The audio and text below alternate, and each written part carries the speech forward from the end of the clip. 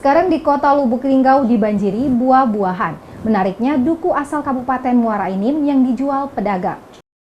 Di kota Lubuk Linggau telah memasuki musim buah. Mulai dari buah durian, duku, cempedak, serta rambutan. Yang dijual di sepanjang Jalan Yosudarso, Kecamatan Lubuk Linggau Selatan 2 ini dibanjiri pedagang yang menjual buah-buahan musiman ini.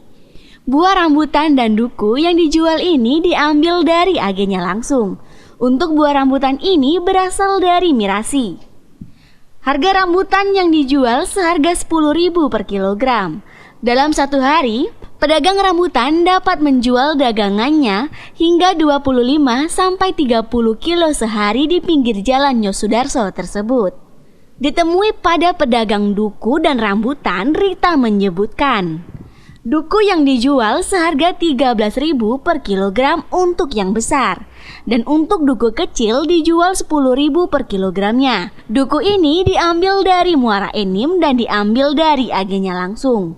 Dan untuk sekarang sudah banyak warga yang antusias untuk membeli buah duku yang dijualnya.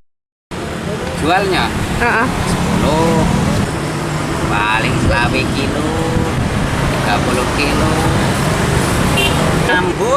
Nyambut ya? Iya, dari Mirasi. Yolanda Monika Putri, Silam Pari TV melaporkan.